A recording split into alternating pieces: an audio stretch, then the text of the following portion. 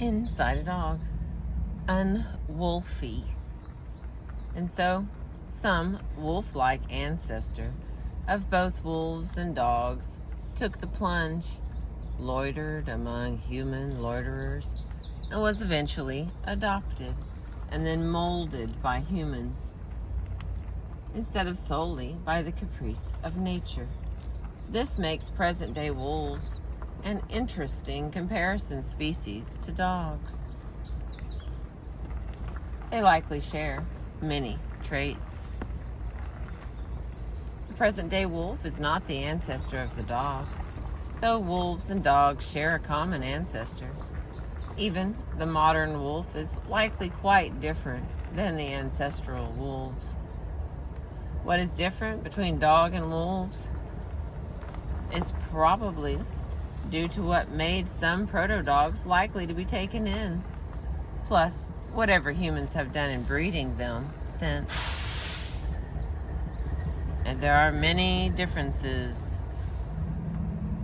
Some are developmental. For instance, dogs' eyes don't open for 2 weeks or more, whereas wolf pups open their eyes at 10 days old. This slight difference can have a cascading effect. Generally, dogs are slower to develop physically and behaviorally. The big developmental milestones like walking, carrying objects in the mouth, when they first engage in biting games, come generally later for dogs than for wolves. This small difference blossoms into a large difference. It means that the window for socialization is different in dogs and wolves. This small difference blossoms into a larger difference. It means that the window for socialization is different in dogs and wolves. Dogs have more leisure to learn about others and to become accustomed to objects in their environment. If dogs are exposed to non-dogs, humans or monkeys or rabbits or cats, in the first few months of development, they form an attachment to the preference for these species over others, often trumping any predatory or fearful drive we might expect them to feel. This so-called sensitive or critical period of social learning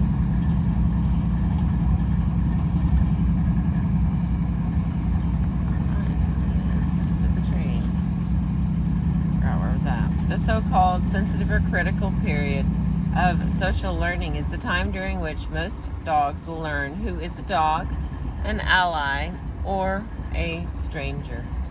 They are most susceptible to learning who their peers are, how to behave, and associations between events. Wolves have a smaller window during which to determine who is familiar and who is foe. There are differences in social organization. Dogs do not form true packs. Rather, they scavenge or hunt small prey, individually or in parallel. There's an asterisk here. Asterisk says, as the domestication process probably began with early canids scavenging around human groups, eating our table scraps, it is a particularly silly stance to feed dogs only raw meat on the theory that they are wolves at heart. Dogs are omnivores who for millennia have eaten what we eat, with very few exceptions. What is good on my plate is good for my dog's bowl. Though they don't hunt cooperatively, they are cooperative. Bird dogs and assistance dogs, for instance, learn to act in synchrony with their owners. For dogs, socialization among humans is natural. Not so for wolves, who learn to avoid humans naturally. The dog is a member of a human social group. Its natural environment among people and other dogs. Dogs show what is called with human infants attachment. Preference for the primary caregiver over others.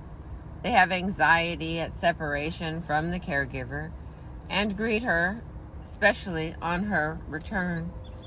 Though wolves greet other members of the pack when they reunite after being apart, they don't seem to show attachment to particular figures. For an animal who is going to be around humans, specific attachments make sense. For an animal who lives in a pack, it is less applicable. Physically, dogs and wolves differ.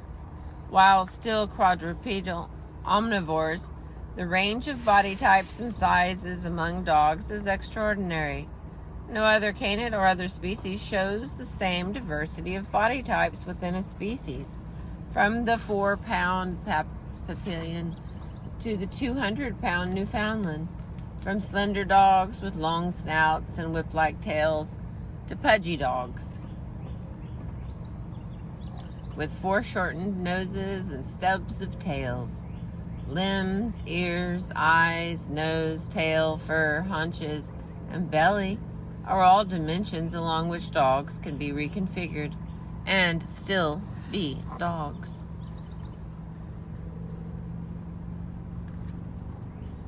Wolves' size, by contrast, are, like most wild animals, fairly reliable uniform in a particular environment. But even the average dog, something resembling a prototypical mutt, is indistinguishable from the wolf. The dog's skin is thicker than wolves, while both have the same number and kind of teeth. The dogs are smaller, and the whole head is smaller on a dog than on a wolf, about 20% smaller. In other words, between a dog and a wolf of similar body size, the dog has the much smaller skull and correspondingly a smaller brain. This latter fact has continued to be encouraged, perhaps an indication of the ongoing appeal of the claim, now debunked, that brain size determines intellect. While erroneous, the smoothness of the shift from talking about brain size to brain quality trumped evidence to the contrary.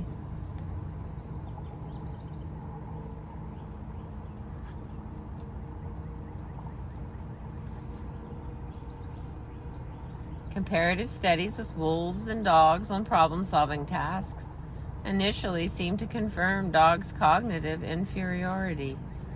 Hand-raised wolves tested on their ability to learn a task, to pull 3 ropes from an array of ropes in a particular order. Well, outperformed the dogs tested.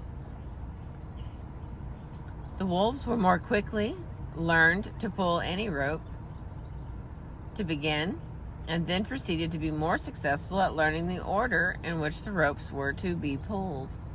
They also tore more ropes to pieces than the dogs did, although the researchers are silent about what this indicates about their cognition. Wolves are also great at escaping from enclosed cages. Dogs are not. Most canid researchers agree that wolves pay more attention than dogs do to physical objects and handle these objects more capably. From results like these comes the notion that there is a cognitive difference between wolves and dogs. Usually, that wolves are insightful problem solvers and dogs simpletons. In actual fact, historical theories have oscillated between claiming dogs to be more intelligent or wolves to be the smarter of the two. Science is often contingent on the culture in which it is practiced, and these theories reflect the then prevailing ideas about animal minds. The accumulated data of dog and wolf behavior, though, leads to a more nuanced position. Wolves seem to be better at solving certain kinds of physical puzzles. Some of this skill is explainable by looking at their natural behavior. Why did wolves readily learn the rope pulling task? Well, they do a lot of grabbing and pulling on things, like prey, in their natural environment. Some of the difference can be traced to dogs' more limited requirements for living. Having been folded into the world of humans, dogs no longer need some of the skills that they would to survive on their own. As we'll see, what dogs lack in physical skill, they make up for in people skills. And then our eyes met. There is a final, seemingly minor difference between the two species. This one small behavioral variation between the two species. Let me try that again. And then our eyes met. There is a final, seemingly minor difference between the two species.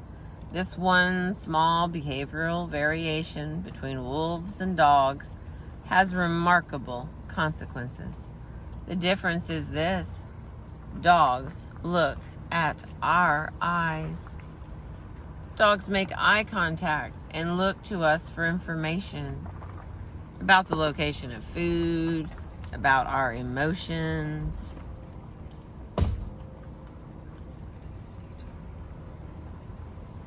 About what is happening. Wolves avoid eye contact. In both species, eye contact can be a threat. To stare is to assert authority. So too is it with humans. In one of my undergraduate psychology classes, I have my students do a simple field experiment where they try to make and hold eye contact with everyone they pass on campus. Both they and those on the receiving end of their stares behave remarkably consistently. Everyone can't wait to break eye contact. It's stressful for the students, a great number of whom suddenly claim to be shy. They report that their hearts begin to race and they start sweating when simply holding someone's gaze for a few seconds.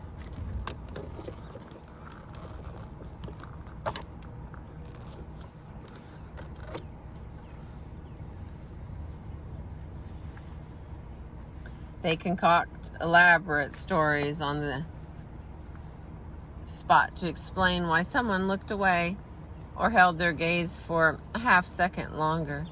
For the most part, their staring is met with deflected gazes from those that they eyeball.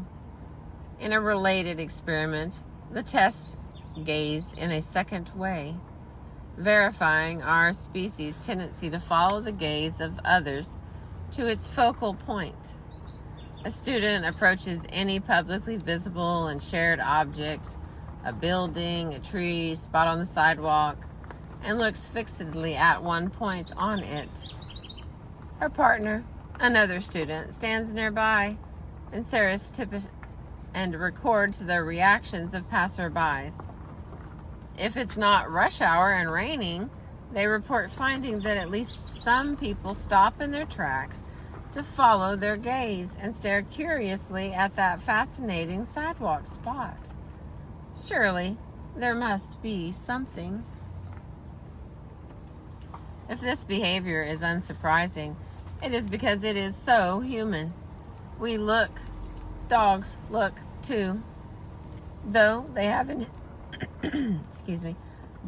inherited some aversion to staring into our eyes for too long, dogs seem to be predisposed to inspect our faces for information, for reassurance, for guidance. Not only is this pleasing to us, there's a certain satisfaction in gazing deep into a dog's eyes, gazing back at you. It is also perfectly suited to getting along with humans. As we will see later in this book, it also serves as a foundation for their skill at social cognition. We not only avoid eye contact with strangers, we rely on eye contact with intimates. There is information in a furtive glance. A gaze mutually held feels profound. Eye contact between people is essential to normal communication.